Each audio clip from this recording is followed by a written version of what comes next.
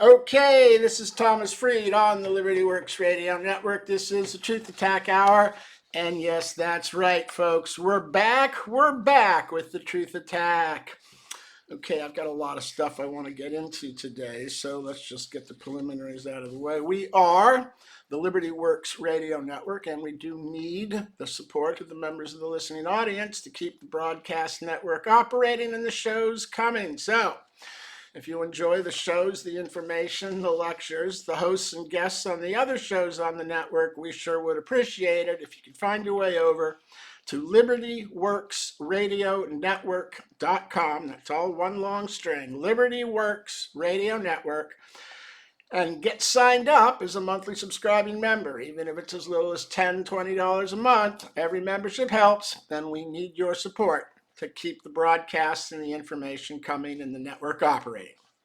And if you want to get fully informed on my favorite topic, of course, you want to find your way over to tax-freedom.com, where you can read the most recent information I published there that exposes the fact that the income tax is dead. It's basically over. The Supreme Court ruled last June it's not a direct tax, and without the alleged direct foundation under the 16th Amendment, there's no basis for its application to anything that you do in the 50 states. So we're going to talk more about that in the second segment of the show. But in the meantime, if you want to get fully informed on your own, you can find your way over to tax-freedom.com, or you can pick up a $6 copy of The Simple Truth About Income Tax from irszoom.com. It's a 100-page PDF that you can download after purchase that shows you what was actually done in 1913, why you don't owe the tax on your own labor, and also provides information about the new change in the law. So, even though Congress doesn't know it changed, and the DOJ doesn't appear to know it's changed, and the federal courts don't appear to know it's changed, the writing's on the wall. It's been done. The Supreme Court can't take back what they wrote up in Moore. And I can't believe they wrote all that up and more without realizing they're upsetting the apple cart the same way they upset the apple cart by repealing Roe v. Wade, by replacing Chevron with Loper Bright, and by kicking out affirmative action. This Supreme Court is taking down all of the bad, unconstitutional liberal decisions of the court in the late 50s, early 60s, into the early 70s. All of these unconstitutional socialist doctrines that give power to the bureaucracy and steal it from the American people to enslave them to the bureaucracy, which under Chevron was literally writing its own law without Congress. So all of that is dead, and the income tax now under Moore will soon be just as dead as Dred Scott. All those circuit court decisions saying it's a direct, non-apportioned tax under the 16th Amendment. It's a direct tax on everything you earn. It's a direct tax. That's all Dred Scott. Dead material under Moore. So we're going to get into that probably in the second or third section of the show tonight. But right now I want to go back to what I was talking about last week when the show concluded, which was a plan to save America by terminating the system of central planning out of Washington, D.C. And of course, the way to do that is you have to get rid of all of the unconstitutional agencies that have come about as a function of the federal government having access to unlimited funds from the Federal Reserve Bank. Because the states don't have enough money to do everything they want to in the areas of agriculture, energy, education, housing, labor, commerce, transportation, environmental protection, occupational safety. These are all areas that are state concerns, not federal, because they're not in the Constitution. And the states haven't been able to administer to them because they don't have the money to. So it's been the federal government that's done all the spending, because in the vacuum of any state operations, the Fed steps in to solve or address the emergency. Like in the Depression, they created the Department of Agriculture because the farms were going under. Oh, and it turned into a corporate farming system. All the small farms are gone. Isn't that wonderful? And then in the 70s, they created the Department of Energy to deal with the energy and gas crisis created by the Iranian uh, dispute, and under Jimmy Carter there for 4 years, where they just manipulated gas prices in the U.S. So they created the Department of Energy, not because it's in the Constitution, but because they didn't know what to do with the high price of gas and gas lines around the block. So the government creates these agencies and then spends like crazy to fund them, but somehow none of the money being spent ever makes it to the states. It all gets spent in Washington, D.C., on the lobbyists and the multinational corporations that win the contracts out of Washington, D.C., for the most part. So how do you break the federal monopoly on power and control? How do you get rid of the federal bureaucracy that's eating out your substance, harassing your people, and stealing its productivity and assets? How do you get rid of that bureaucracy and yet not shock the whole country into an economic recession by removing, in addition to eliminating the agencies, you'd be removing the $1.4 trillion in budget funding that they get? And that'd be a pretty serious shock to the country's economy to lose that spending within it. So when you get rid of the federal agencies that are unconstitutional, you don't completely eliminate the funds for them. What you do is you distribute those funds, cut 10% every year until the budget is balanced, proportionate to the census. You distribute those funds to all the states. And then each state capital will get billions of dollars that it can spend through its own legislature in the state. And this way will create economy, jobs, opportunity, business, infrastructure development, and everything else through 50 different state capitals, which will spur economy, industry, building, construction, repair, maintenance all across the country out of 50 capitals instead of just around Washington, D.C., which is becoming some of the wealthiest areas in the country. They have 3 of the wealthiest counties in the country outside of Washington, D.C. now. Why? They don't produce anything. There are no factories making anything. They're not selling anything. It's because the government bureaucrats are so overpaid, they're making entire counties wealthy. It's all because of the federal monopoly on currency and credit. So if you want to break the federal control, disrupt the central planning, spread the spending out across all 50 states from Alaska to Hawaii to Florida to Maine, instead of it all being in one city, Washington, D.C., you get rid of the agencies, you distribute the money, and you let every state decide whether it should spend money on education, hiring teachers, building schools, or developing a critical race and gender dysmorphia curriculum.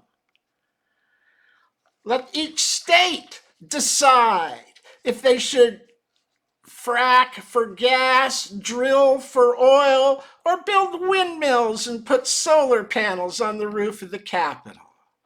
Let's let each state decide what it will do with agriculture, whether they'll subsidize the corn and ethanol or sugar growers, or whether they'll distribute the money to the small farms to allow them to buy more equipment, to produce more, and to do more. The big corporate farms don't need subsidies. It's the small farmers that need the help, both black and white. Probably a number Hispanic at this point, too. Why shouldn't the states be in control of this so that the small parties get the dollars instead of the huge multinational conglomerates that get all the money out of Washington, D.C.? This is how you stimulate economy while cutting the spending of the federal government. You put it in the hands of the 50 state capital legislatures to distribute to the private sectors in all 50 states. And what happens when you do this? Now, what I'm talking about, of course, is not getting rid of Medicare, Medicaid, or Social Security initially. My proposal for dealing with that wasteful spending is to means test the recipients.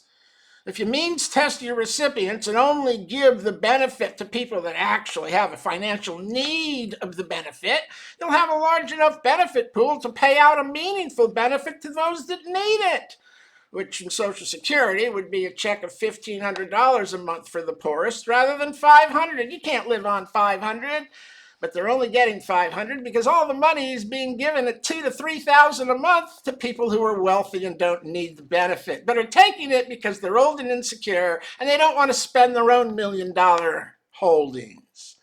So they live off the government because they're old and scared. And they know inflation's going to eat into their asset base. Well, when it does, and you fall below a certain level of net worth, then Social Security will pitch in, kick in, and start to pay you. But as long as you have a net value, a gross net value, liabilities over assets in excess of what, $500,000? Why should the government be paying for your old age or your medical care? If you have $500,000 in net value worth, you should be paying for yourself until it falls below, what, 300,000? I don't know. These thresholds need to be determined by Congress, not me. But the idea is somebody who's worth $1 million in net worth shouldn't be getting Social Security and shouldn't have the government picking up the medical bill just because they're old and scared. Because the politicians are using it as a bribe to get the old people to vote for them and to continue the program so that they get money to spend, because there's no money in Social Security. It's all spent by Congress on other things. There's no account, there's no reserve, there's no cash. All the money is free spending for Congress. And look what they did with it. Trump and Doge are exposing what they did with it. They're working on global socialism by funding every nonsensical thing all over the planet to push liberal socialist ideals instead of a functionate law. They want the social democracy all over the planet to be ruled by a one world government and a faraway world council. They don't want a republic that preserves the interests of 50 independent states under one union. And that's what you need to do if you want the republic back, is to put the states in charge of the spending and take that power away from the federal government. So you fix the deficit by cutting the budget across the board federally, 5% every single year. You eliminate these funds for the state funds. It works out to about $1.4 trillion. You cut that by 10%. And then you continue cutting 5 federally across the board, 10% across the state numbers until you balance the budget. Every year, 5 and 10, 5 and 10. That's an annual 7.5% cut across the board till you balance the budget. And if you do this, what will happen is California, which has a budget of $320 billion, will get $173 billion against a budget of $322 billion. Imagine how much good the California government could do if they had an intelligent government that spent the money on things like being able to put fires out, building affordable homes for the working class. You know, the things that government is supposed to do, keeping the crap literally off the streets, keeping the crime out of the stores and off the streets, keeping the streets and the doorways open for the businesses. Imagine what California could do if they were given. How about Texas? They'd get 126 to 321. More than half their budget. This is Thomas Freed. I think I hear the first commercial break coming up here. We'll be back in 5 with more. And in the meantime, I want to urge you to find your way over to the LibertyWorksRadioNetwork.com website. Get signed up as a subscribing member. Or find your way over to the IRSZoom.com website. Buy yourself a copy of The Simple Truth About Income Tax. We'll be back in 5.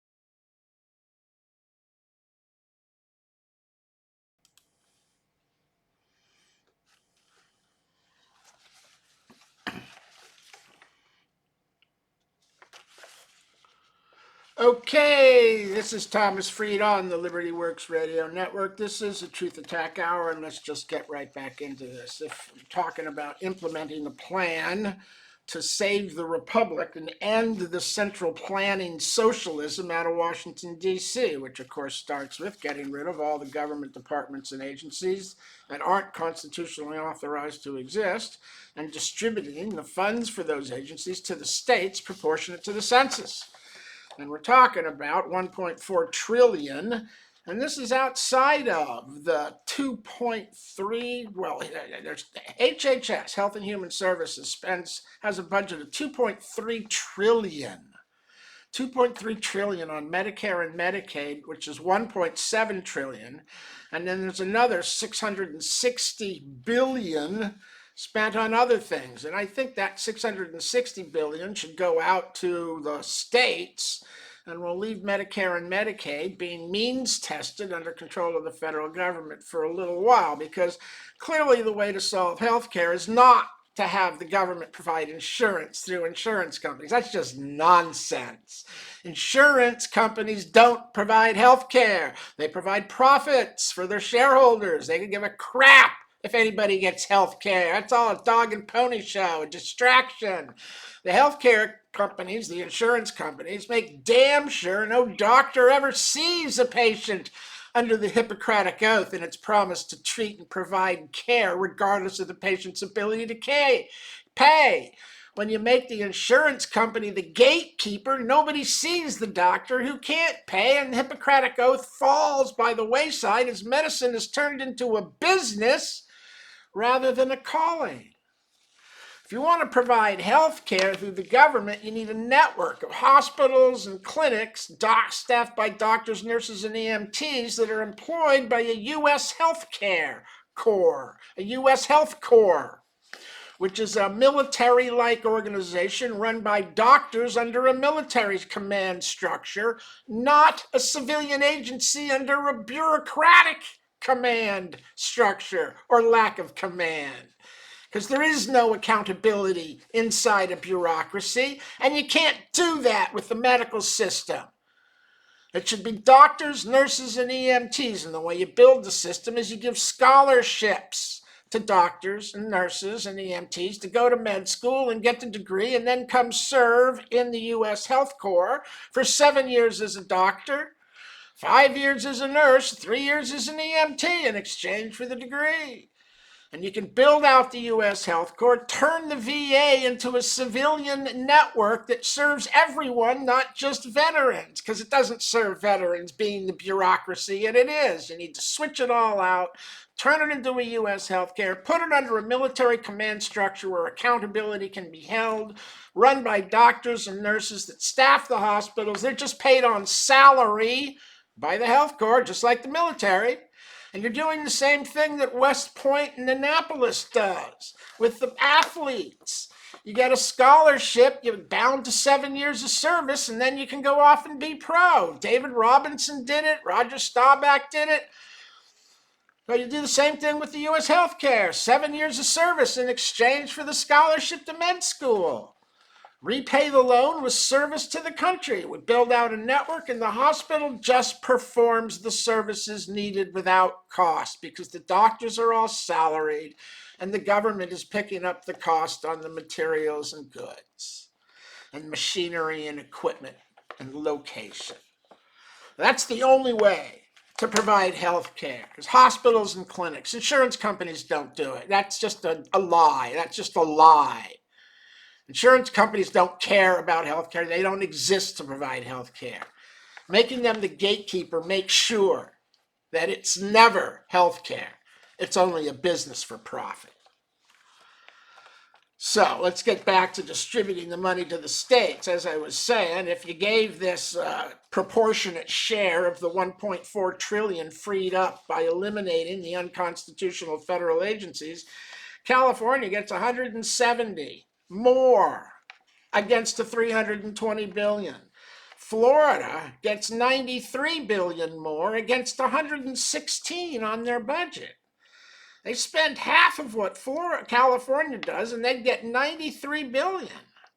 I mean, that's double the money for Florida. You could easily, Santos could probably, with that kind of influx of cash from the federal government, could probably get rid of the property tax, at least on people over age 60 in Florida. New York would get 86 billion against a budget of 229. That would sure make it easier to do a lot of things in New York if the money were spent right, wouldn't it? Of course, what New York's done is spent that amount on housing illegal aliens. Okay, how does it work for the small states? Well, you got Wyoming and Vermont at the other end of the spectrum with a 0.23% of the population, and that would be good for each of them for $3.34 billion against Vermont's budget of 8.6 and Wyoming's budget of 5.5. Wyoming gets $3.5 billion on a $5.5 billion budget. Imagine what that state could do. How about the states in the middle? How about South Carolina with 1.6% and Alabama with 1.6%? They would both get $23 billion against a budget of around $40 billion. Again, that's 50% more money for the state to administer to education, healthcare, housing, transportation, energy, agriculture, environmental protection, occupational safety, and all of that money would get spent on those things only in the state. It wouldn't get spent in Washington, D.C. It would only be spent in the state on contractors working there in the state, living there in the state, earning money, creating jobs there in the state, not in Washington, D.C. and Fairfax and Loudoun and Arlington and Montgomery County and all the other wealthy counties around Washington, D.C. getting rich off of the monopoly on currency and credit enjoyed by D.C. because it doesn't share the spending power with the states. It tries to rule them. Oh yeah, we'll give you money for education, but only if you implement our program of critical race theory, gender dysmorphia, and new math. New math. That's where you go 4 years through high school and come out and still can't multiply 9 times 9 without using your fingers and your toes. And stones, or sticks, or twigs, or little straws, or toothpicks to represent the groups of tens and... Somebody help me. Absolutely insane. The federal education system is destroying education. Have you seen the videos on YouTube? There are people going around in what are basically college environments, downtown areas, college campuses, at the beach, on the boardwalk, asking really simple questions like, who was in the Civil War? Who won the Civil War? Who did we fight in the Revolutionary War? And they can't answer the questions. They can't do simple math above 5 times 5. Some of them can't do 3 times 3 times 3. You don't have an education system. Your kids aren't being educated. They're being inculcated and indoctrinated with propaganda to make darn sure they're just capable enough to push the button without being so dumb as to get their arm cut off every time they do. They don't want an educated population, and the federal education system isn't creating one. It's creating armies of uninformed radical protesters yelling to what? Get rid of the Jews in Israel? Support the Palestinians, Hamas, and the Iranians that want to get rid of the Jews? I mean, Alan Dershowitz, one of the best attorneys in the country, he was a die-hard Democrat. I mean, the die-hard Democrat liberal. And Israel and liberal policy turned him into a single-issue man. He switched. He wouldn't vote for the Democrats. He says he's never voting for them again. What he means is as long as they hold this position of allowing Palestinian advocates to invade, attack, and go after Jewish students on campuses or in other environments. It's just crazy. It's just crazy. The Democratic Party is gone. It's no longer a just left of center party. It's gone so far to the left, it's become the Socialist Party of America. With the leadership collapse of Biden, Pelosi, and Schumer, what's left? What's left? Elizabeth Warren, Bernie Sanders, AOC? Socialism. It's the Socialist Party of America. They got a radical youth that wants socialism. They got 3 socialist leaders. And Sanders, Warren, and AOC, one old, one less old, and the other young. And who's on the other side for the Democrats? Walz? Kamala Harris? Nancy Pelosi? I mean, it's gotten so ridiculous. Oh, by the way, John Fetterman, I apologize, okay? 4 years ago when you came onto the scene, I gave you a hard time, but I'm going to have to admit, he's the only sane Democrat left. The guy who was disabled when he took office has recovered to be the only intellectually honest person on the other side of the table. I guess Bill Maher may have reformed a little bit too, but so anyway, all of this spending out of the federal government has become a huge problem. It's central planning, it's socialism, it's killing the ability to grow around the country while it's spending all the money out of Washington, D.C., which pours right into Wall Street on the stock exchange. You still got $5-6 trillion sitting on the sidelines waiting for a buy-in opportunity, which they're getting right now. Market's off like 1,500 points in the last week, and I suspect it will stabilize soon because you do have all this money sitting on the sidelines. Okay, let's look at some more of these other state figures. You got Arizona and Tennessee with 2% of the census, 2% of the population under the census. That would be good for $30 billion each. Arizona, that would be $30 billion against 65 on budget, almost 50% more money. And Tennessee, it's $30 billion on 52. That's 60% more money. Every single one of these states, Massachusetts also is 2.07. They get $30 billion on 57. Again, more than 50%.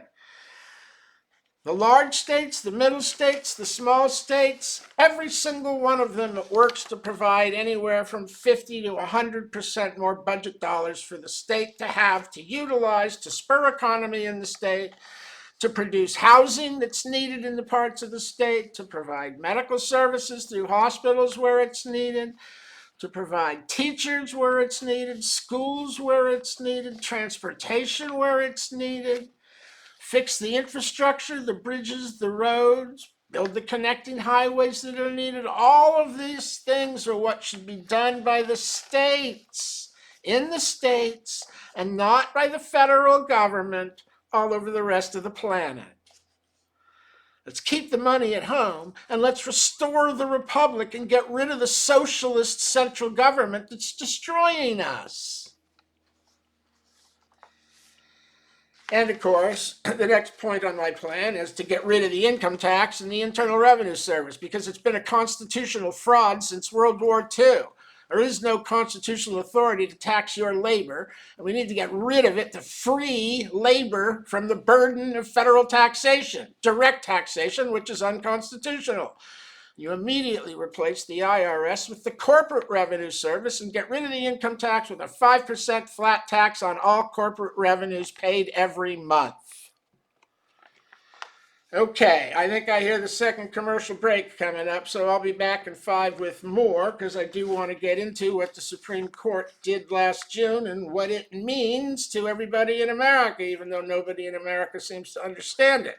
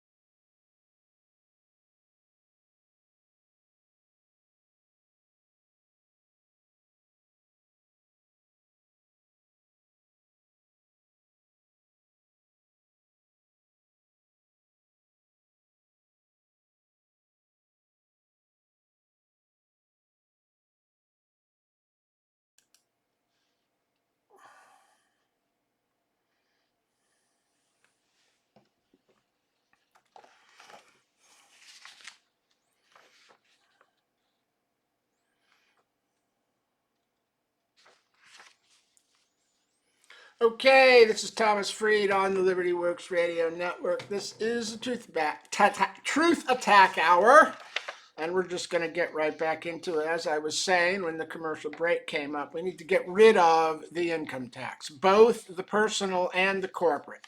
Taxing corporate income doesn't work because they just artificially inflate expenses to have no income at the end of the year. So no tax is paid on the entire corporation, or only a little is paid once a year. That's not sufficient to fund the government. That's why they have the monthly revenues collected from the employer on the labor of the American people, to provide monthly funding through tax revenues to the federal government.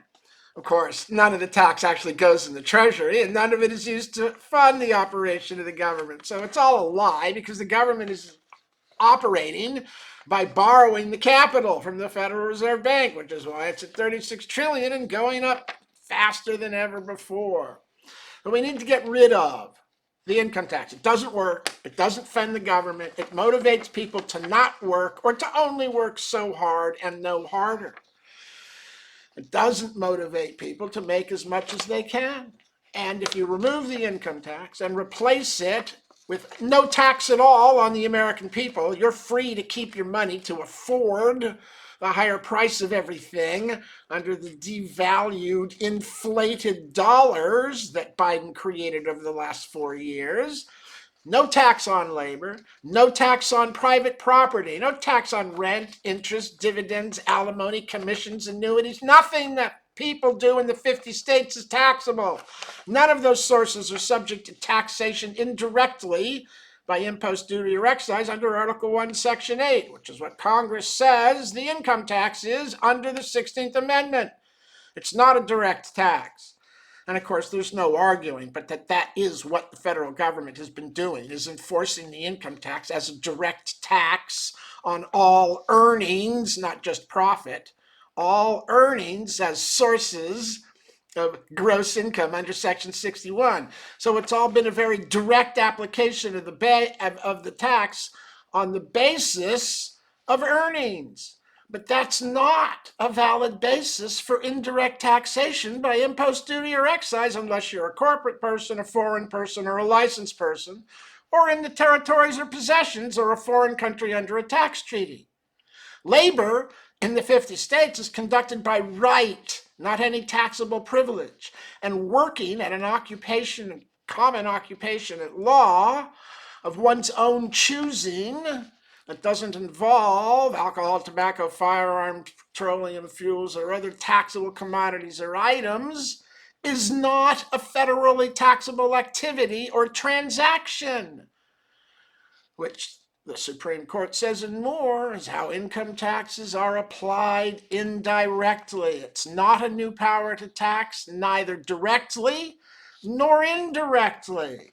The ruling in Moore destroys the government's argument that the income tax is a direct tax on all income under Section 61.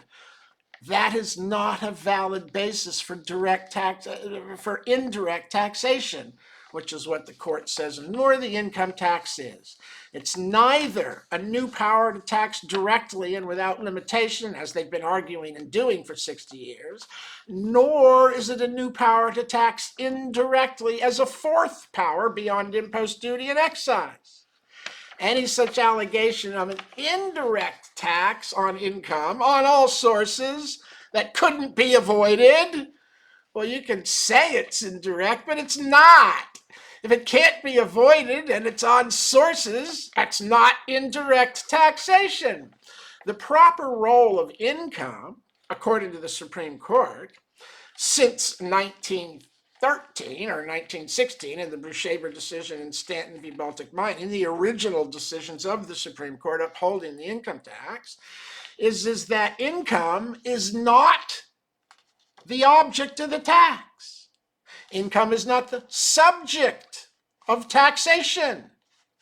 Income is the yardstick that measures the amount of tax owed on the earnings derived from the federally taxable activity or transaction subject to tax under Article 1, Section 8, Clause 1 by impost, duty, or excise. It measures the amount of the impost, the foreign tax. It measures the amount of the duty and export tax. It measures the amount of the excise on commodities, licenses, or corporations. But if there is no federally taxable activity, foreign, import, export, commodities, licenses, corporate, if there is no federally taxable activity, you don't just tax everything the man owns, as though income were the subject and the object of the tax. That's not the proper role of income. The role is it measures the amount of tax. You don't owe the tax because you made money. You owe the tax because you made money from a federally taxable source. And they've admitted that your labor isn't taxable by impost, duty, or excise. They know that. They've known that since the 1930s, when the labor unions had Congress pass Title 15, Section 17, which says the labor of a human being is not a commodity or article of commerce, and that removes labor from subjectivity to taxation by excise, which taxes the manufacture, consumption, and sale of commodities within the country. If you can argue labor is a commodity, then you can tax labor by excise. But the law says it's not a commodity or article of commerce, and therefore you're precluded from and foreclosed from arguing labor is a taxable excise. No, labor is a right. And earning money is derived from the simple exercise of the right to work. Your labor, to apply your own efforts. And when it's done in the 50 states without involvement of any federally taxable or activity controlled by the federal government, which most private sector work isn't, there's no tax to pay. The whole thing has been a monumental constitutional fraud. It's all exposed under Moore, where the court says it's not direct, it's indirect. And that means you can't owe it on your labor anymore. So the income tax is ended.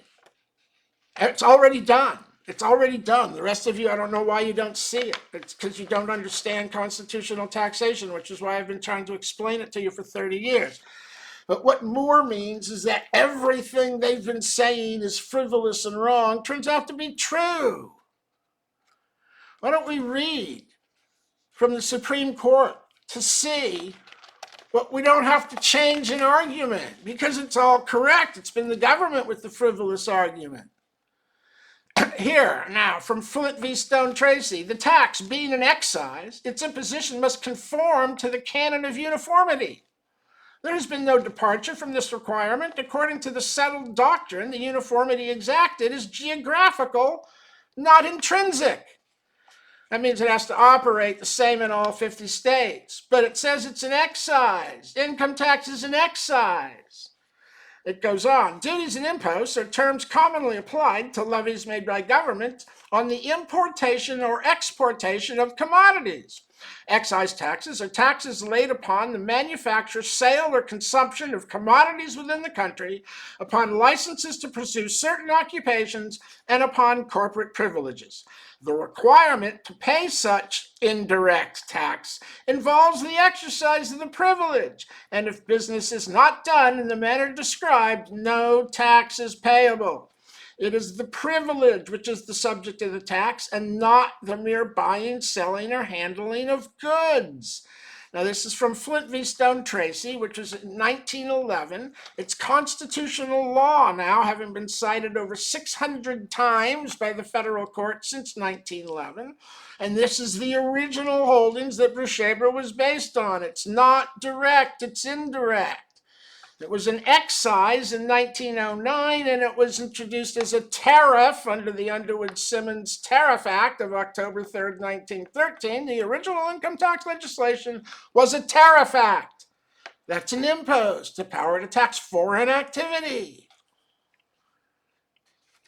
So let's go on. Here we are in Stanton v. Baltic Mining, the case decided right after Bruchaber. By the previous ruling, which was Bruchaber, it was settled that the provisions of the 16th Amendment conferred no new power of taxation, but simply prohibited the complete and plenary power of income taxation possessed by Congress from the beginning, from being taken out of the category of indirect taxation to which it inherently belonged. What you're saying is Congress had the power all along to tax income derived from federally taxable activities subject to impost, duty, or excise. They've had that power all along. They were exercising it in the 1880s. They did it again after the 16th Amendment. Here it is, Stanton saying no new powers are created. It's an indirect tax and always has been. Okay, let's keep going. What do we got here? Peck Company and Lowe. The 16th Amendment, although referred to in argument, has no real bearing and may be put out of view. As pointed out in recent decisions, it does not extend the taxing power to new or accepted subjects, which were citizens. They were accepted subjects. Can't tax the people in the 50 states, only corporations, foreigners, licenses, imports, exports. This says it does not extend the taxing power to new or accepted subjects, but merely removes all occasion which otherwise might exist for an apportionment among the states of taxes laid on income, whether it be derived from one source or another. Oh, isn't that sweet? No, it only has to be derived from federally taxable sources. But no new powers or subjects are created. So they got it. Okay, here we are in Brushaber. This is the decision that was written in a way that's a little bit difficult to understand, but let's see what we can do. Moreover, in addition, the conclusion reached in the Pollock case, 1896, did not in any degree involve holding that income taxes generically and necessarily came within the class of direct taxes on property, but on the contrary, recognized the fact that taxation on income was in its nature an excise, entitled to be enforced as such unless and until it was decided that to enforce it would amount to accomplishing the result which the requirement as to apportionment of direct taxation was adopted to prevent, in which case the duty would arise to disregard form and consider substance alone, and hence subject the tax to the regulation as to apportionment, which otherwise as an excise would not apply to it. So, you see why there's so much confusion about Brushaber? Was that clear? Was that perfectly clear? Clear as mud. Clear as mud. They're saying it's okay to be an indirect tax unless it end up being applied operationally as a direct tax that cannot be avoided. And then if you did that, well, then the regulation of apportionment would apply to that not so indirect tax, which would normally not apply to an indirect tax. But because you're applying it directly, you're stuck with the limitation. So, isn't that sweet? Yeah, he sure wrote that up nice, didn't he? Okay, that goes on. Here we go. The various propositions are so intermingled as to cause it to be difficult to classify them. This is again from Brushaber. We are of opinion, however, that the confusion is not inherent, but rather arises from the conclusion that the 16th Amendment provides for a hitherto unknown power of taxation. That is, a power to levy an income tax which, although direct, should not be subject to the regulation of apportionment applicable to all other direct taxes.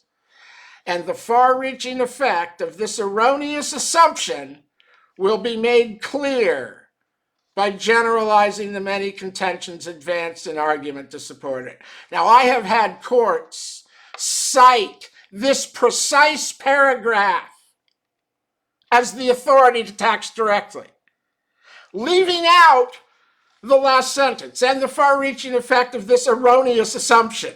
So the court poses a proposition and then says, hey, everything arises because that's wrong. And the judges read this and go, here's why it is what it is. Ignoring the part where the Supreme Court says, that proposition we just posed is wrong. And now we're going to tell you why. I mean, right? I mean, this is the Supreme Court writing to tell you indirect taxes aren't direct taxes, but they somehow managed to get enforced that way for 75 years after World War II. This is Thomas Freed on the Liberty Works Radio Network. I'm pretty sure I hear the end of the show coming up. We'll get back to this and I'll tell you more about more next week.